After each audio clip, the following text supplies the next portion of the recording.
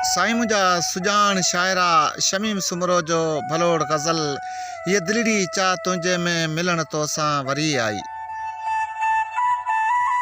ये दिलड़ी चा तुंहिंजे में मिलण तोसां वरी आई, मिलण भी अहिड़ो जो तोले सफ़ा ॼण थी चरी आई। सताईंदो रहियो आहीं सदा तूं सा मुंहिंजे खे, तॾहिं बि तो मथां मूंखे सदाईं दिलबरी आई।